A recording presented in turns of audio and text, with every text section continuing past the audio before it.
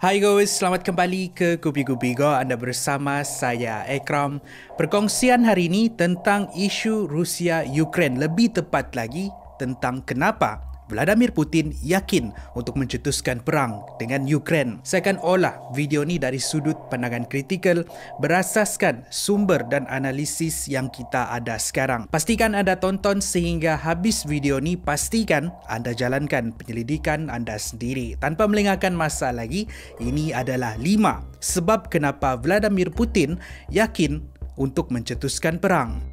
5. Mendapat sokongan dari China. Sudah terang lagi bersuluh, Rusia mempunyai sokongan China di dalam konflik Rusia-Ukraine. Apa tidaknya, Rusia dan China memang mempunyai hubungan yang rapat sejak puluhan tahun yang lalu. Malah untuk bertahun-tahun lamanya, seperti juga Rusia, China sering menjadi kecaman negara-negara NATO yang tidak bersetuju dengan idea komunis dan pemerintahan autokrasi yang dibawa oleh mereka. Bila Rusia dengan berani mencetuskan perang, negara-negara NATO memohon kepada China untuk meminta Rusia menghentikan serangan dan menghentikan perang. Sebaliknya, permintaan ini dijawab dengan China secara terang-terangan menuduh NATO yang menjadi punca peperangan ini tercetus. Walaupun begitu, pada masa yang sama, China masih memohon kepada Rusia supaya ada rundingan untuk berdamai. Ada yang membuat spekulasi China menyokong tindakan Rusia sebab mereka pun akan buat benda yang sama kepada Taiwan kelak. Sokongan dari China inilah yang memberikan Vladimir Putin keyakinan untuk mencetuskan perang. 4. Rusia memiliki jumlah nuklear terbanyak di dunia. Sejak melihat kemampuan bom hidrogen yang digugurkan di Hiroshima dan Nagasaki pada tahun 1945 dahulu, semua negara di seluruh dunia sedar untuk memiliki nuklear adalah penting sebagai simbolik kepada kekuatan ketenteraan negara mereka. Apa tidaknya, sesebuah negara hanya perlu melancarkan bom untuk menyerang negara pihak musuh tanpa mengorbankan ribuan nyawa tentera mereka yang memakan kos sangat tinggi. Sejak dari hari itu, negara-negara besar berlumba untuk memiliki nuklear. Malah menurut Federation of American Scientists, nuklear ialah pertahanan ultimate sesebuah negara. Sehingga hari ini, hanya ada 9 negara yang memiliki nuklear termasuk Amerika, China, Korea Utara, Perancis, India, Israel, Pakistan, Rusia dan United Kingdom. Di antara negara-negara ini, menurut Al Jazeera, Rusia yang memiliki paling banyak bom nuklear sebanyak 14,000 butir, di mana 2,400 butir sedang aktif dan boleh dilancarkan bila-bila masa sahaja. Ada yang boleh dilancarkan oleh kapal selam, ada yang boleh dilancarkan dari darat, ada yang boleh digugurkan dari udara. Rusia yang memiliki paling banyak nuklear ini menjadikan pasukan ketenteraan mereka antara yang terkuat di dunia. Secara langsung memberikan keyakinan kepada Vladimir Putin untuk mencetuskan perang. 3. Sekatan NATO tidak akan memufliskan Rusia. Sekatan NATO terhadap Rusia ini seperti serampang dua mata. Rusia terkesan, negara NATO pun akan terkesan. Contohnya, harga minyak sedang naik di negara-negara Eropah, Amerika dan Kanada. Ini adalah akibat yang sanggup ditanggung oleh mereka untuk menghukum Rusia ialah dengan mengenakan sekatan seperti yang dikenakan kepada Iran, Korea Utara dan beberapa lagi buah negara yang lain. Ini untuk melemahkan ekonomi negara Rusia, memaksa mereka menghentikan serangan. Bayangkan, hanya dalam masa 2 minggu, Rusia menerima lebih dari 2,000 sekatan dari negara-negara NATO. Ini termasuk menghentikan kegiatan ekonomi dengan Rusia, menghentikan transaksi dengan bank-bank terbesar Rusia, aset 351 ahli parlimen dan golongan elit di Rusia di negara-negara NATO dibekukan. Malah rakyat biasa pun tidak terkecuali dengan sekatan ini, khususnya mereka yang menerima dan menghantar bayaran ke negara-negara NATO. NATO boleh menyekat perdagangan di antara mereka untuk jangka masa yang lama tanpa memufliskan Rusia, sebab Rusia boleh bergantung dengan sumber lain seperti rizab wang simpanan mereka sebanyak 463.9 bilion US dollar. Selain itu, mereka juga mempunyai hubungan ekonomi yang baik dengan negara-negara besar yang lain seperti China dan India. Contohnya, menurut bekas General India dikenali sebagai Dipendra Singh Hooda, Rusia menyalurkan lebih dari 70% kelengkapan perang kepada tentera negara India. Rusia juga baru-baru ini memeterai perjanjian bernilai $117.5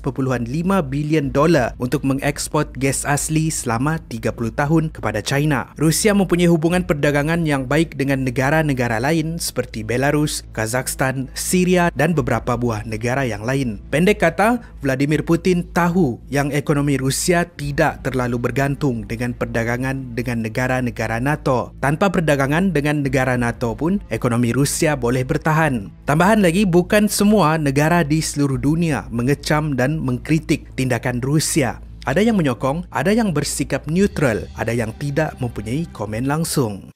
Sebab kedua, gabungan NATO semakin lemah. Tahun 1945, Perang Dunia Kedua berakhir, menyaksikan kemenangan negara-negara pakatan yang kebanyakannya terdiri dari negara-negara barat. 5 tahun selepas itu, mereka menubuhkan gabungan dikenali sebagai NATO dengan objektif melindung ahli dari ancaman negara besar yang lain seperti Rusia. Sejak dari hari itu, gabungan negara-negara barat inilah yang banyak mempengaruhi dunia yang kita kenal pada hari ini. Pakatan ini memberikan mereka kuasa untuk menjadi polis dunia. Mereka yang menulis sejarah, mereka yang menentukan apa yang betul dan apa yang salah. Mereka yang menentukan siapa yang baik, siapa yang jahat. Dengan arti kata lain, mereka yang mendominasi dunia dari segi ekonomi, ketenteraan dan sosial. Sementara menundukkan negara yang boleh memberikan mereka ancaman seperti Iraq, Afghanistan, Libya, Iran, Syria, China dan semestinya Rusia. Namun begitu, dari tahun ke tahun, negara-negara yang bukan ahli NATO berkembang dengan sangat maju dan pesat sehingga tahap negara-negara ini mampu untuk bersaing dengan negara NATO. Contohnya, China yang dijangka akan mengatasi ekonomi Amerika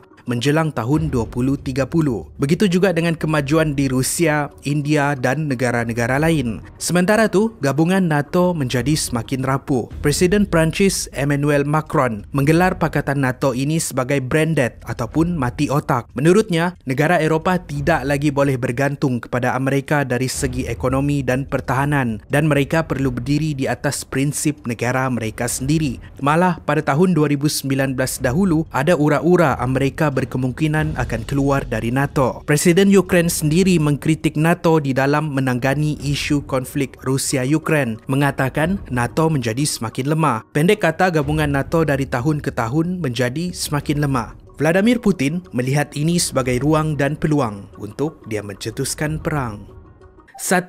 Amerika tidak akan berperang dengan Rusia. Melihat semua fakta di atas, Rusia adalah sebuah kuasa besar yang setaraf dengan gabungan negara NATO. Kalau perang di antara Rusia dan negara-negara NATO semestinya akan memakan kos triliun dolar dan ramai yang akan terkorban. Menurut kenyataan, 3 orang profesor jurusan hubungan antarabangsa di University Wisconsin dikenali sebagai John Pevhouse, ketua kepada NATO iaitu Amerika, tidak mungkin akan menghantar tentera mereka ke Ukraine. Sebab kalau ini terjadi, maka kita akan berada di ambang Perang Dunia Ketiga. Buat masa ini, tentera Amerika hanya dihantar di sekitar negara Eropah, bukannya di Ukraine. Menurut Profesor Ted Gerber dari Center of Russia and Eastern Europe pula, Amerika berkemungkinan besar tidak akan dan tiada niat untuk berperang dengan Rusia. Sebab untuk Amerika terlibat dengan perang, ia memerlukan persetujuan dari parlimen di Amerika ataupun mereka menggunakan terma Kongres. Mereka perlu membuat usul dan ia perlu dipersetujui oleh semua ahli Kongres. Usul ini dikenali sebagai draft. Sehingga hari ini tiada usul yang dikemukakan di Kongres Amerika, apatah lagi sokongan politik untuk Amerika berperang dengan Rusia. Apa tidaknya, selain dari mempertahankan konsep demokrasi, Amerika dan negara-negara NATO yang lain tidak mempunyai alasan yang kukuh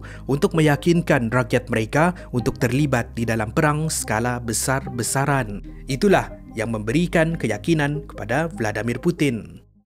Terima kasih kerana menonton. Sekali lagi, video ni saya olah berasaskan sudut pandangan kritikal berdasarkan sumber dan analisis yang ada dan pastikan anda jalankan penyelidikan anda sendiri. Mungkin anda setuju, mungkin anda tidak setuju dengan isi dalam video ni, tinggalkan pendapat anda di ruangan komen di bawah.